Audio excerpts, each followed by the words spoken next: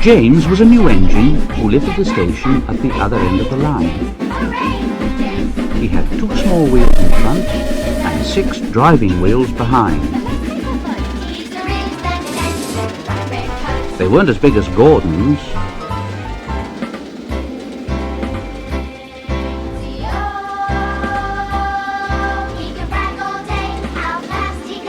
and they weren't as small as Thomas's.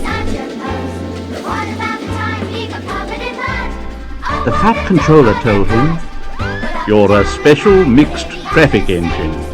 You'll be able to pull coaches or trucks quite easily." but trucks are not easy things to manage, and on his first day they'd push James down a hill into a field.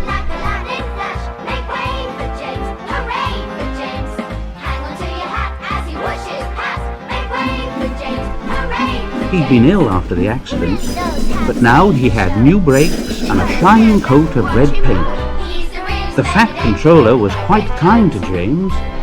"The red paint will cheer you up after your accident. You can pull coaches today, and Edward can help you." So James and Edward went together to find the coaches.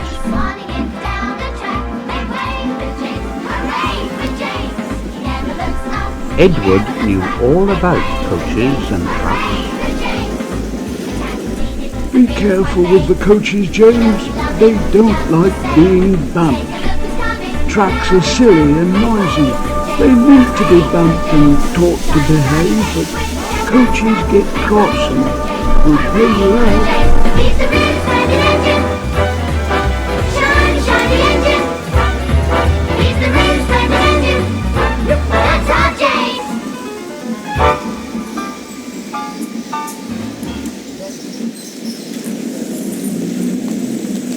They took the coaches to the platform and were both coupled on in front.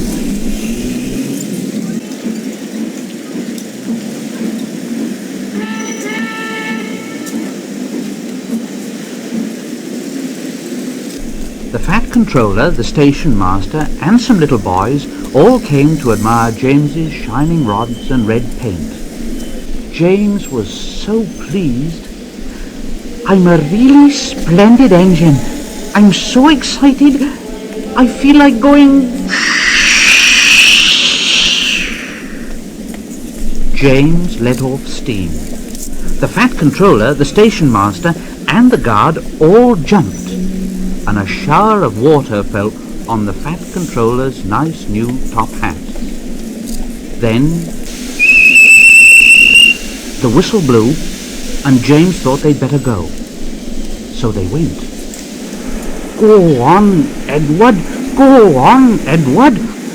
Don't push, don't push, don't push." Edward didn't like starting quickly. Neither did the coaches. "Don't go so fast, don't go so fast, don't go so fast, don't go so fast." But James didn't listen. He just wanted to run away before the Fat Controller could call him back.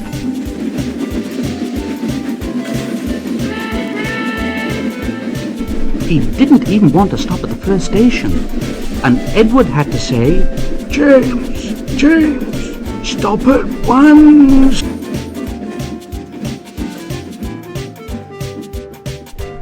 even so, 2 coaches in front were beyond the platform before they stopped, and they had to go back to let the passengers out.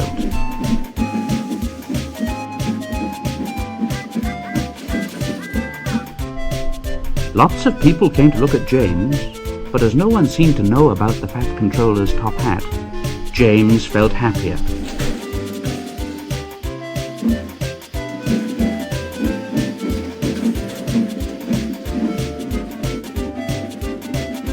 Presently, they came to the junction where Thomas was waiting with his 2 coaches. Thomas was pleased to see James. Hello, James. Feeling better? Yes, thank you. That's right.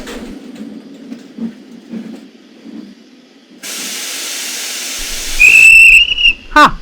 That's my guard's whistle. I must be off. Sorry I can't stop. I don't know what that Fat Controller would do without me to run his branch line. Ta-da!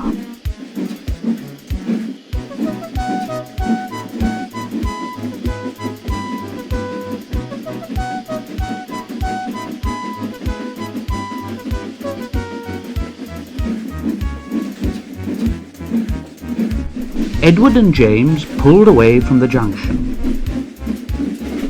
They passed the field where James had had his accident. The fence was mended, and the cows back again. James whistled at them, but they paid no attention. On went James and Edward, through Edward's station yard, and they started to climb the hill beyond. It's ever so steep. It's ever so steep. I've done it before. I've done it before. It's steep, but we'll do it. It's steep, but we'll do it. And the 2 engines puffed together as they pulled the train up the long hill. They both rested at the next station, and Edward told James the story of how Gordon had stuck on the hill and he had had to push him up. James laughed so much he got hiccups.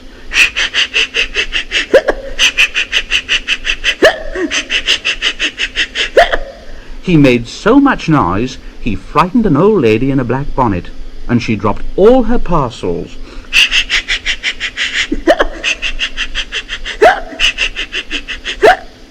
3 porters, the station master, and the guard had to run after her, picking them up. James got quieter in his shed that night. He had enjoyed his day, but he was a little afraid of what the Fat Controller would say about the top hat.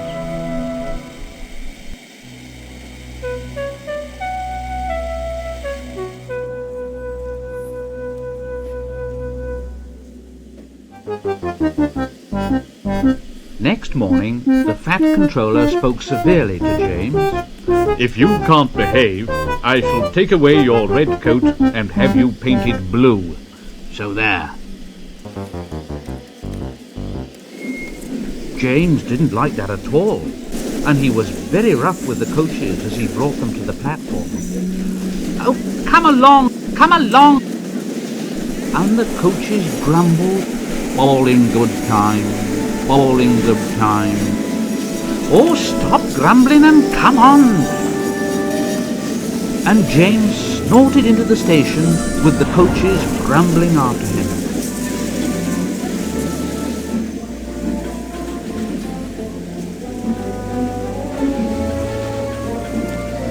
James was cross that morning. Gordon never fetches his own coaches, and he's only painted blue.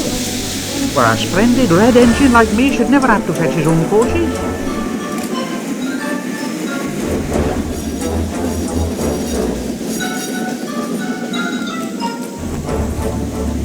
And he puffed and snorted round to the front of the train and backed onto it with a rude bump. Oh, oh, oh, oh, oh, oh, oh, oh, Oh, went the coaches. That was too bad. And no one came near James. He felt very lonely. I'll show 'em. I'll show 'em. They think Gordon is the only engine who can pull coaches. Then the guard blew his whistle, and James started off with a tremendous jerk. Come on, come on, come on. And off he went with the coaches squeaking and groaning. They clattered over the pipes and out onto the open line. Hurry, hurry, hurry, hurry, hurry, hurry, hurry, hurry, hurry, hurry, hurry, hurry. The coaches didn't like it.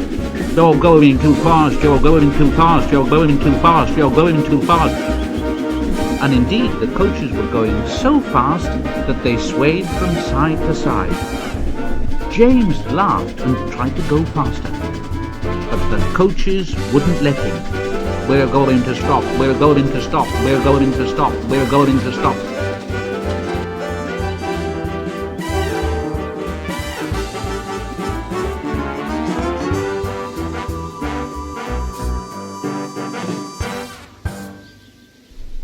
And they stopped. James was very worried. He said to his driver, "What's the matter?" What's the matter? Huh. You might as well ask.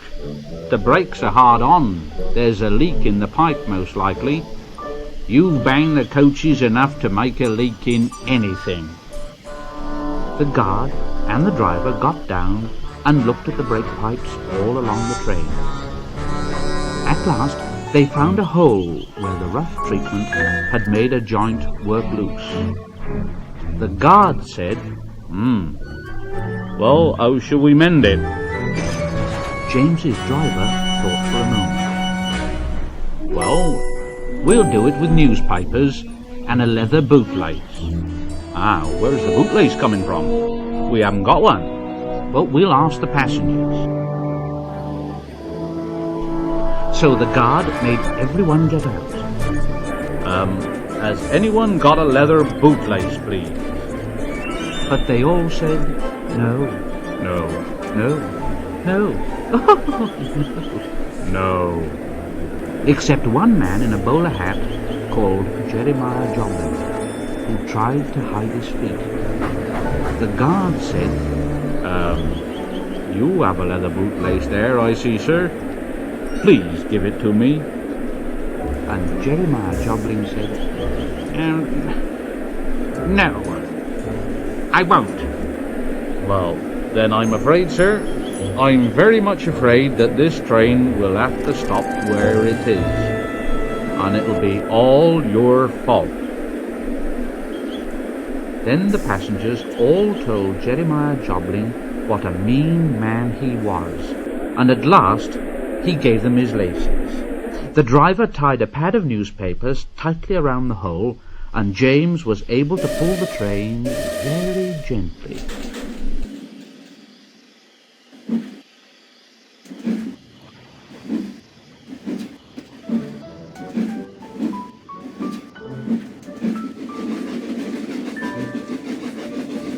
But he was a sadder and wiser James, and he took care never to bump coaches again.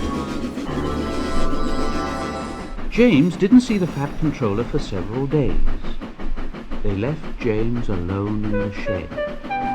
He was very unhappy. Oh dear, I'll never be allowed out anymore. I shall have to stay in this shed for always, and no one will ever see my red coat again. Oh dear. Oh dear. And James began to cry. Just then the Fat Controller came along. Oh, I see that you're sorry, James. Well, I hope now that you'll be a better engine. You've given me a lot of trouble.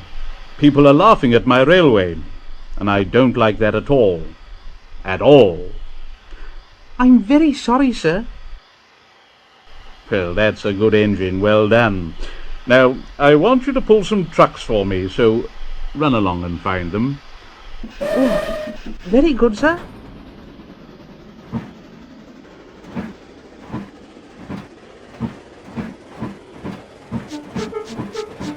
And James puffed happily away.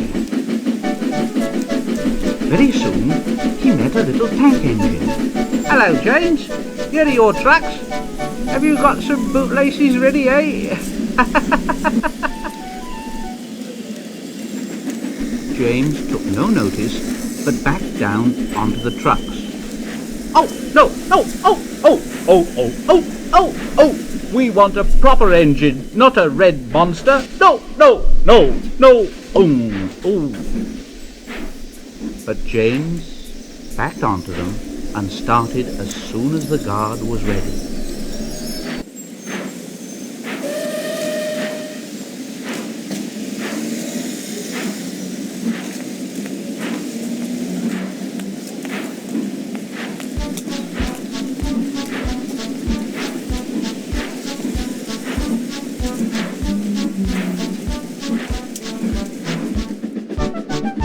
At last, they saw Gordon's hill ahead. James's driver said, Now, look out for trouble, James.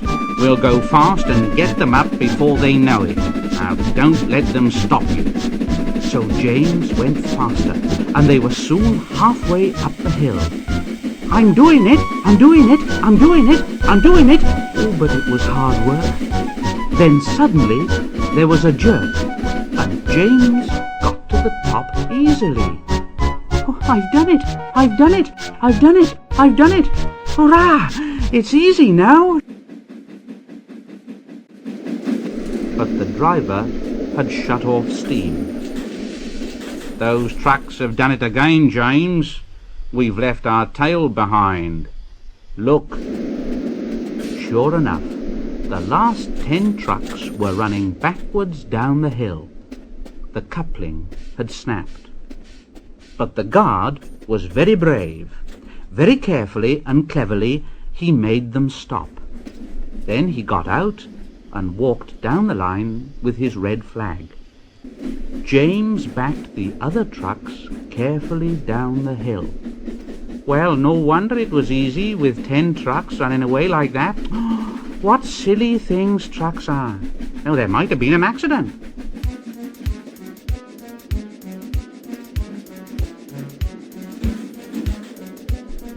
Meanwhile, the guard had stopped Edward, who was pulling 3 coaches. Oh, hello, James. Shall I help you? No, thank you, Edward. I'll pull them myself. Good. Don't let them beat you. So James got ready. Right.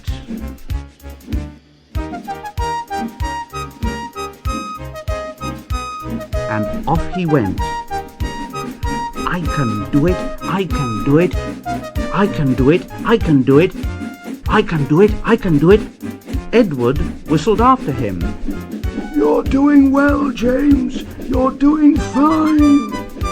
And James struggled up the hill with clouds of smoke and steam pouring from his funnel. I've done it! I've done it! I've done it! I've done it! And James disappeared over the top.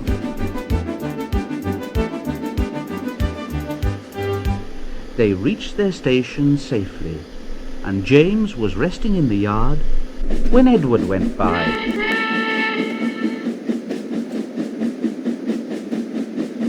Well done, James. Well done. Then James saw, walking towards him across the rails, the fat controller. Oh dear, what will he say? What will he say? But the fat controller was smiling. I was in Edward's train and saw everything. You've made the most troublesome trucks on the line behave. After that, you deserve to keep your red coat. Well done, James.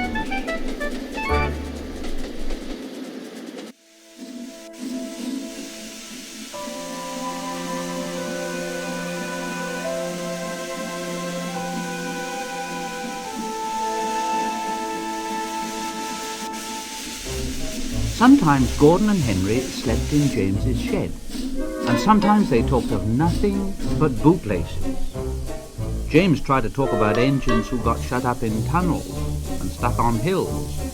But they wouldn't listen and went on talking and laughing. Gordon would say, "You talk too much, little James. Now, a fine, strong engine like me is something to talk about. I'm the only engine who can pull the express. When I'm not there, they need 2 engines. Think of that. I've pulled expresses for years and years and never once lost my way. I seem to know the right line by instinct."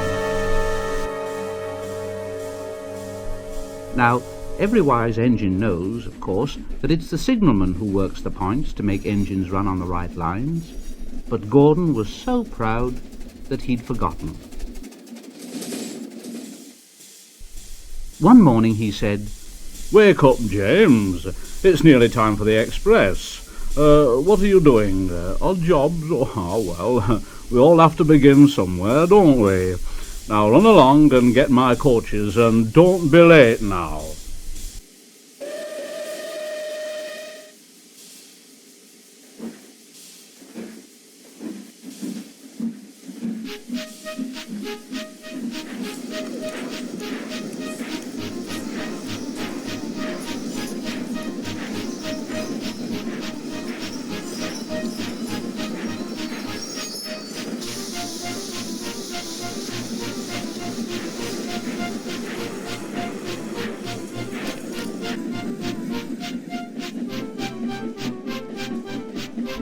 James brought Gordon's coaches to the station, and Gordon backed onto the train. He was showing off like anything.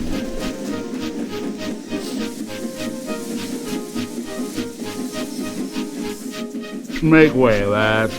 Make way." The fat controller was on the train with other important people. The guard blew his whistle, and Gordon started.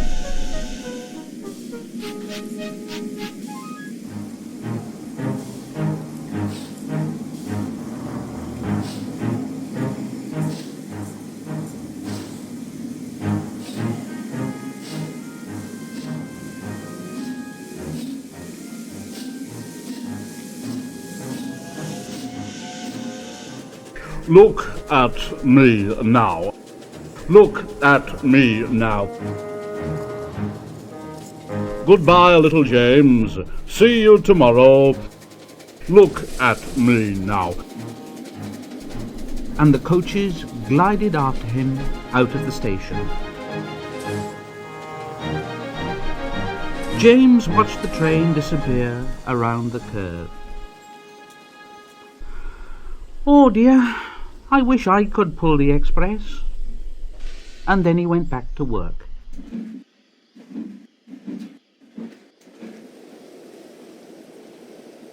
He brought some more coaches to the platform and was just being uncoupled when he heard a mournful, quiet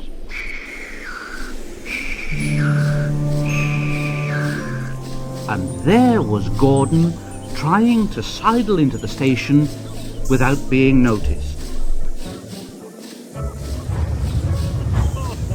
"Hello, Gordon.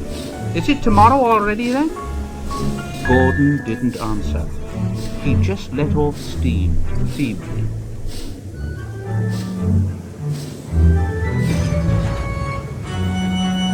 "Well, did you lose your way, Gordon?" "No, I didn't. It was lost for me. I was switched off the main line onto the loop, and I had to go all around and back again." "Perhaps it was instinct, Gordon, Oh, Meanwhile, all the passengers hurried to the booking office. "Look here, we want our money back." yes, we want our money back. "Yes, money back." Money back. Everyone was making such a noise that the fat controller climbed onto a trolley and blew the guard's whistle. Now, wait a moment, please. Wait a moment. Now, I promise you a new train if you'll all just keep quiet. Now, Gordon here can't do it, but perhaps. James will pull it for us.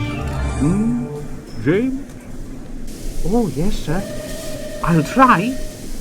So James was coupled on and everyone got in again. Do your best, James. I will, sir. And off went James.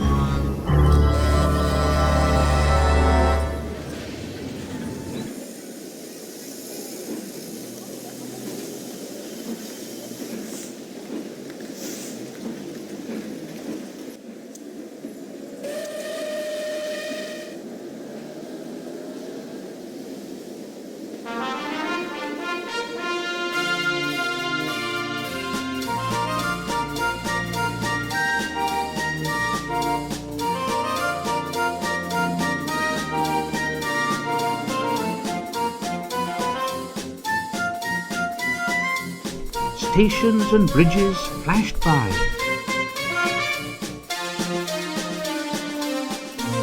The passengers leaned out of the windows and cheered.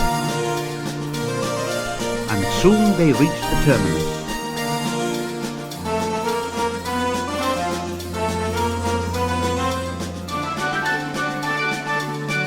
Everyone said, Thank you, James. Thank you, James. "Thank you, James." "Thank you, James." And the fat controller said, Well done, James. Would you like to pull the express sometimes? "Oh, yes, please."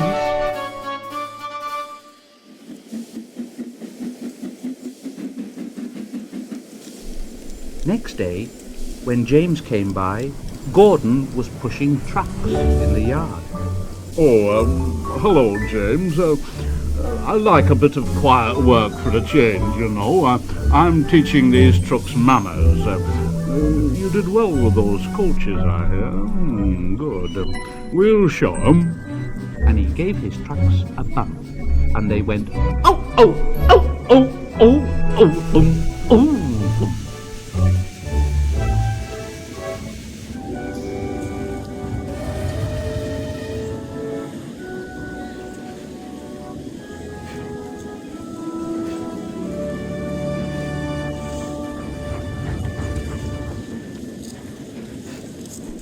James and Gordon are now good friends. James sometimes takes the express to give Gordon a rest.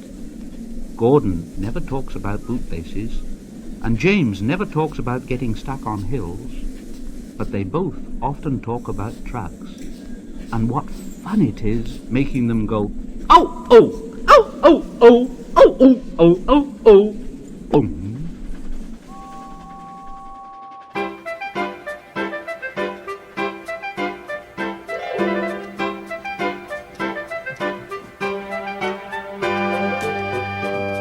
It's a really splendid engine, everybody knows, but he does go on and on and on, always telling us so. He is a splendid fellow, but he really is quite vain. Who do we mean? You got it!